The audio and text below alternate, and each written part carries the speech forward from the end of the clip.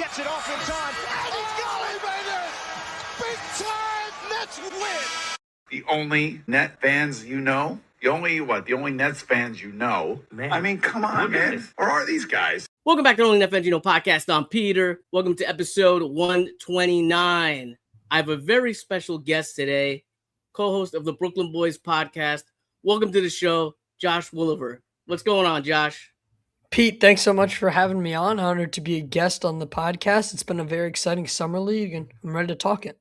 Obviously, the biggest stories were the debut of Mikel Brown Jr. and Egor Domin's breakout. Mikel averaged 15 points, 4 assists, and a steal per game, shooting 43% from three. He looked extremely comfortable on both sides of the ball. He showcased his passing, scoring, and his ability to create turnovers on defense. Egor cemented himself as one of the breakout stars of Summer League, averaging 22 points, 6 rebounds a game, showing physicality and confidence he didn't have last season. What was your take on their Summer League?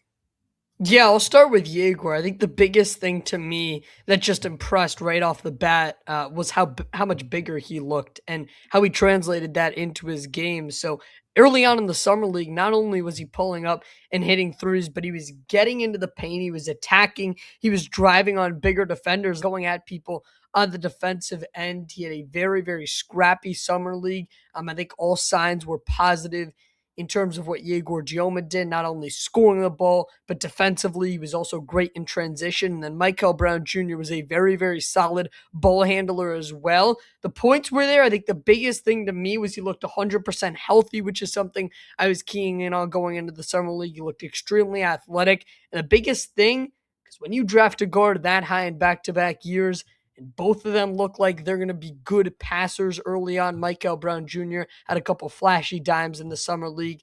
Those were two of the biggest things to me. I think MBJ showed a lot of his passing abilities, how he's able to use his bigger frame as well on the defensive end. And I thought it was a very, very impressive performance from both of those guys.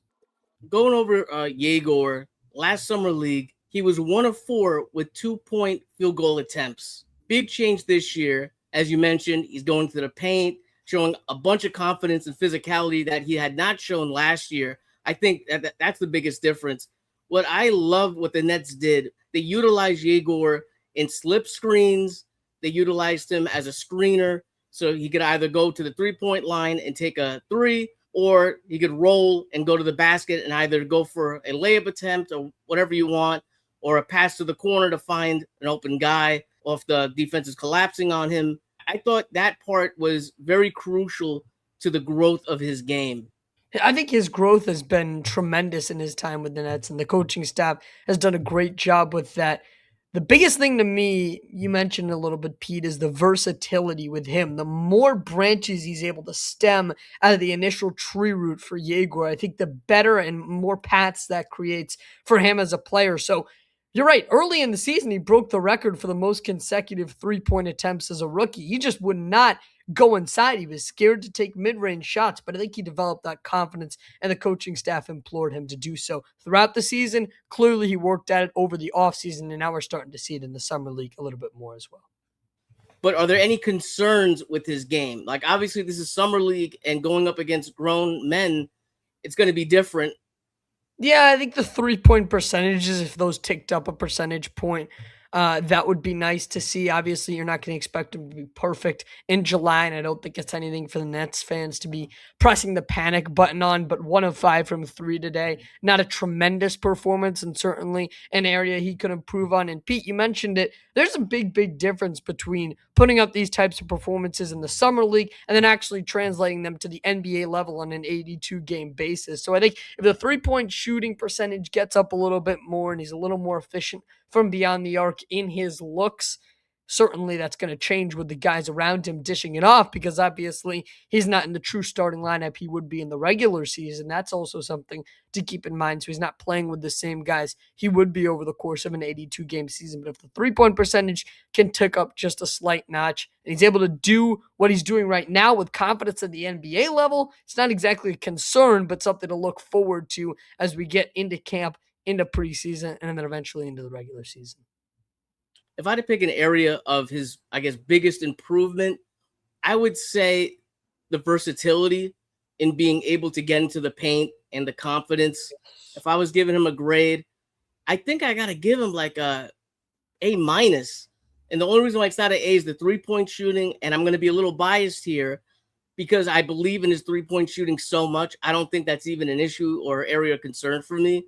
So I'm gonna give him a minus. What do you think?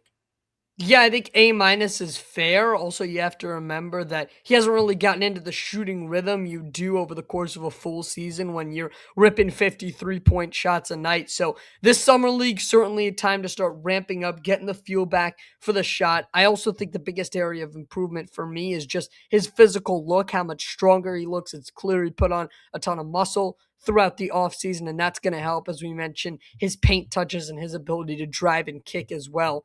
For me, I think the only reason it's not an A or an A plus is that the percentages weren't great. But again, in the summer league is a perfect time for a guy to not be perfect in that aspect of the game. And once the regular season boils up, the one thing I will not be concerned about from Egor Demin is the 3-point shooting. That's something he has already established. That's something he established early into his rookie campaign. I want to see the other aspects of his game develop. So that's not something I'm sounding the alarms on. After 20 points against the Knicks, Mikel Brown Jr. followed up a game against the Kings with 16 points, 6 of 11 from the field, 2 of 5 from 3, 5 assists and 2 steals. Obviously a very impressive debut, but was it everything that fans wanted from him? Or were you impressed with his debut at Summer League and the California Classic?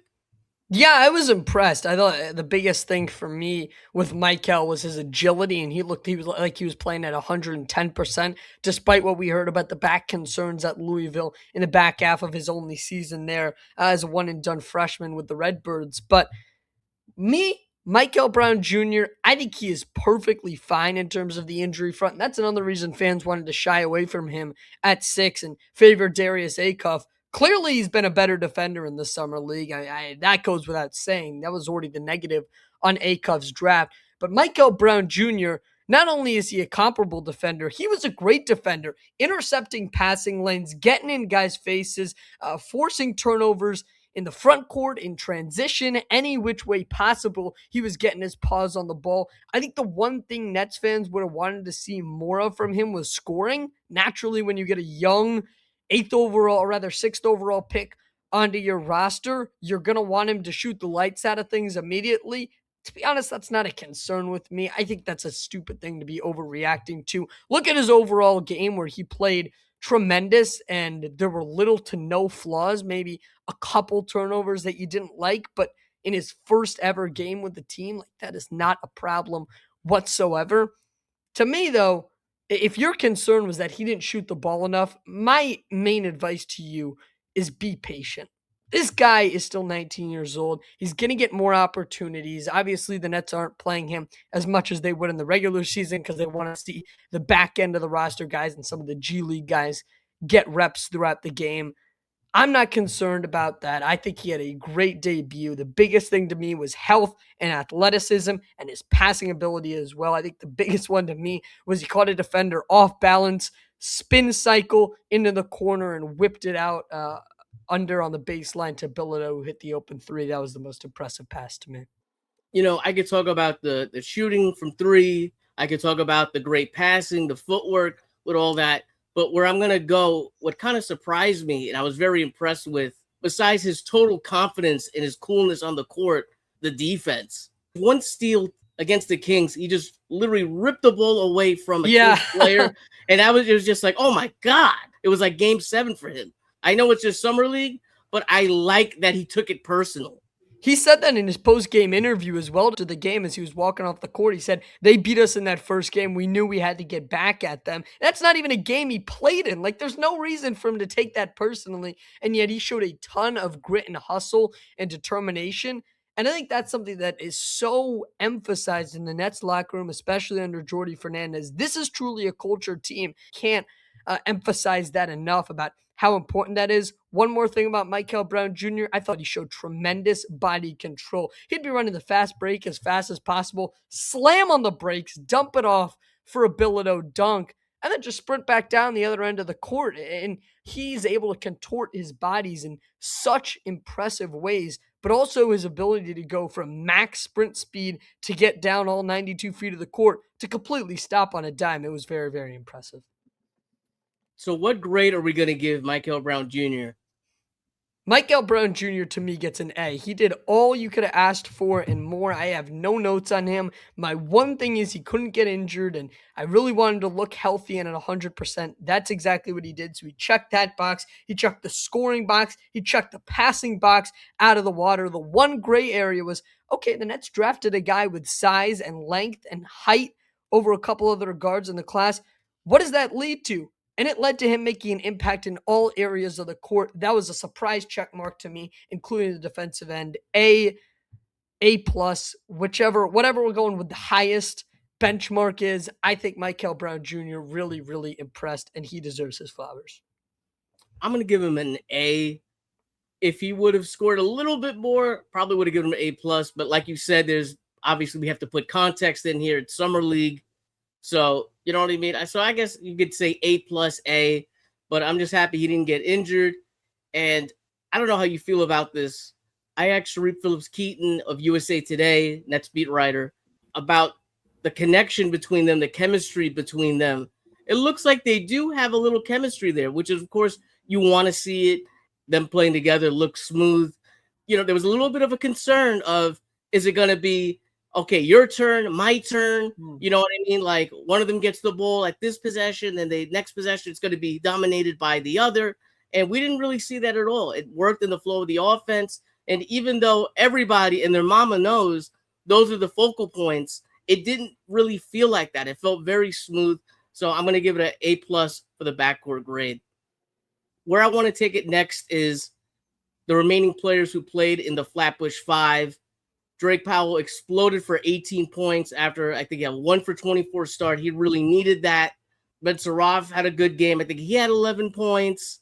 Man, Danny Wolf kind of breaks my heart because it looks like he's putting up like these. I look at the score sheet for Danny Wolf. Put up 14 points. He feels like a non-factor. So going over those three guys, what stuck out to you? What was the area of concern? What did you like?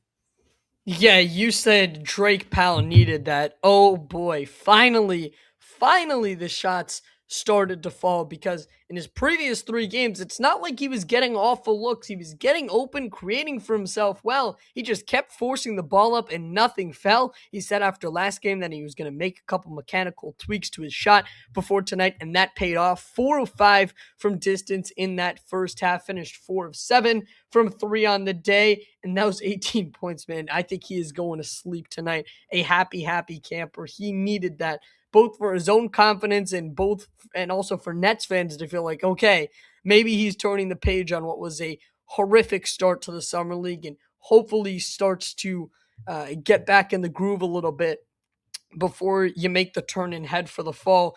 With Ben Saraf, it's always a new story. 21 minutes, 11 points, 3 of 4 from the field. Like, none of that is bad. And 5 assists and only 1 turnover. None of that's bad. But to me, I want to continue to see Ben Saraf play consistently. That's the one thing we were missing throughout last year. He was up and down with Long Island and Brooklyn. You didn't really get the feel of, okay, Ben Saraf, nice game. Can you do this tomorrow night? And then he'd go out there, go 0 of 9 from the field and 0 of 7 from deep. And you're like, I thought we were just improving. Like, what happened here?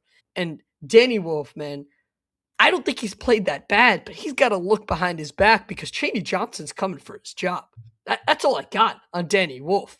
He has put a target on himself by not shining throughout the summer league, and Chaney Johnson has completely stolen the spotlight, a guy that I think is going to contend and make a push for one of the standard contracts and be one of the 15 going to every single game with the NBA team instead of bouncing between Long Island and Brooklyn. Danny Wolf hasn't played all that awfully, but what the Nets need is strong rebounding. Danny Wolf, I don't care what points he's scoring today. 2 rebounds. That's unacceptable. You're 7 foot, man, and this team doesn't have a true rebounder when Day'Ron Sharpe starts. This team's undersized as is, and you're the tallest guy on the roster, and you're not rebounding. The points mean nothing to me. Chaney Johnson's out here diving on the floor, getting every loose ball he can, rebounding on both ends of the floor. And yeah, sure, Danny Wolf, you have the beautiful poster on Maxine Reneau, but that's not going to cut it for me. And that's not what the team needs out of you. And I don't think he's fulfilled his role as what he needs to be, an enforcer and a rebounder. And I think Chaney Johnson has stolen that out of his hands in this summer league. You know, another thing with Danny Wolf, you often forget he was not one of the draft picks that was 19 years old. He's significantly older than the other members of the Flatbush Five. He's the oldest member of the Flatbush Five. So this was really his summer league to come out. He's playing against guys who are 19 years old. You know what I mean? You kind of really expected him to shine, and it was a little disappointing. It was a little disappointing. And I agree with this whole Saraf thing. I would have liked for him to shown out a little bit more consistency-wise, but we got to give a grade to these guys. What are you looking at? Powell throughout the entire summer league, I don't think today comes close to making up for what he did. I'll give him an F+. He's failing in the summer league. Came in 1 of 27 from today. And unless he went Klay Thompson 13 for 13, he wasn't going to get anything higher than a failing grade. Ben Saraf, I'll just give him a C-, C, like whatever, middle of the road. Didn't do much. And I think Danny Wolf has lowered his stock. I'm going to give him a D. I agree with Danny Wolf. I think I have to give him a D+. I have to incorporate the context of his age and his whole, position with the team. I was really rooting for him. He's someone who I thought could be someone of like a Kelly Olynyk type, sort of in that role. To see him not take a step this summer league, and yes, it is, just a couple games, but I have to give him a D+. I'm going to give Drake Powell. I'm going to be a little bit nicer than an F+. I'm going to give him a D. I'm going to give him a D. The 18-point explosion was much needed, and it showed what he could do when he's on. But you're right, it doesn't make up for a 1 for 27 streak. It just can't. Ben Saraf, I'm going to give him a C. I'm one of the only Ben Saraf fans here. I see the vision. I'm not saying this guy's going to be an all-star. I'm not saying he's even going to be a starter. But if you're picking 26th and you get a backup point guard who could play 10 to 15 minutes a game on a cheap contract with his size, that's a win there. And that's the vision I see with Ben Saraf. He's got to work on the shooting. He's got to get more consistent, just flat out. I got to talk about the two rookies. They didn't play too much, so I'm not going to go too much into them. I know Tyler Bilodeau played a lot more, but I don't know. I'm happy. I'm happy with the shooting. Wish he would have rebounded a little bit better. I think he averaged 4 rebounds throughout summer league. I think he scored, 8 points, shot in the 40s, field goal percentage-wise and 3-point percentage-wise. Give me a grade on Tyler Bilodeau. And Josh Jefferson, I'm going to just give him an incomplete. I'm not going to grade his first 2 games in like 4 months and give him a grade on that. We got to give him a little more time to get the rust off. So what do you think about Tyler Bilodeau? Bilodeau really started hot. He came out guns blazing in his first couple performances. I think a big part of that were teams were respecting him and leaving him open for 3, and then they started to say, you know what, maybe let's press up on this guy a little bit more. He went 6 of 9 in his opening outing, but didn't score today. And the big thing with Bilodeau is if the 3 ball's not falling, nothing's going to happen with him. Do not expect him to all of a sudden change up his game when the 3s aren't falling. The simple factor is he won't be on the floor. And what's really, really concerning for me, more than the shooting fall off, Pete, which I think a lot of Nets fans and a lot of score box watchers are going to be all over him for, is how he shot much less these last 2-3 games coming off a hot start in game 1. What's much more concerning to me was his defense. Now, I know when you lead the conference in 3-point per shooting at UCLA, that's not what coaches are concerned about at the college level. But here, the Nets need to develop that defense or it is going to be a nagging problem. He fouled out in a game in the summer league every time he was on transition defense. He was panicking. He looked like a fish out of water. He didn't know how to defend against drives, so he would panic and just bear hug the opponent and pick up a personal foul and give him a shot for 2 at the line, I guess, because we're doing the summer league 1 for 2 thing here. But really, the defense concerned me. And if you're going to be a solid 3-point shooter coming off the bench, you better know your roles. You also need to defend well for your size on the perimeter. And when guys get past you and when guys are getting to the baseline that easily, is going to be a problem. So I think the shooting regression was certainly an area of question, not concern, but question, because I think he has proven that his 3-point shooting ability is there, but you want to see it in a bigger volume. So it's an area of question. The real area of concern and where I would be sounding the alarms is how bad his defense looked, especially in year one. If you're expecting real production from him, that has to get cleaned up. And I honestly don't think it will by the time October rolls around. And hopefully that's an area we see him continue to grow with. But for now, I got to give him a C just because those two things fell off. Joshua Jefferson, you mentioned it, Pete, not big enough of a sample size. He was not good, to put it lightly, in his first start. Got a little bit better today. Finally got on the scorecard, was respectable from the field, 4 of 7, 9 points from field goal range. So he wasn't all that bad today. But again, I'm not going to say he was the saving grace for the Nets. He just wasn't great. So I'll leave that one ungraded for now. I'm going to give Bilodeau a D+, because if I look at his game compared to Danny Wolf, right, like Danny Wolf obviously played better, right? So it's hard to give like a more positive grade per se. But if I look at it in the context of this guy's a second-round pick, this guy's someone who we drafted knowing, okay, he could shoot, but everything else is a project, right? I don't think he's someone who's going to be with the Nets too long playing time-wise. I think you see him more in Long Island more than anything. I don't want to call this guy the MVP, per se, of Summer League, but I guess he's everybody's sweetheart, Chaney Johnson. I think he put up 13 points, 9 rebounds against the Kings. Another solid game, really pushing for a roster spot, someone who's going to be really, really looked at in training camp. What's your grade for Chaney Johnson? I mean, throughout the Summer League, I was expecting him to be middle of the road coming into it and just, whatever. We'll see him on the 2-way contract this year, but he has impressed. This is an easy A+ for me. I agree. He has been the darling of the Summer League. Not only a walking double-double, he has been a premier rebounder on a team that doesn't have any rebounding skills. He has been more than competent from three-point range, which Danny Wolf can't say the same with. He's been diving for loose balls. The hustle play has been there. And I think the only way to reward something like that is with a standard contract, is to make him a permanent member of one of the 15. This team raves about what they like to do culture-wise, about what they want to be in the locker room, about what Jordi Fernandez instills.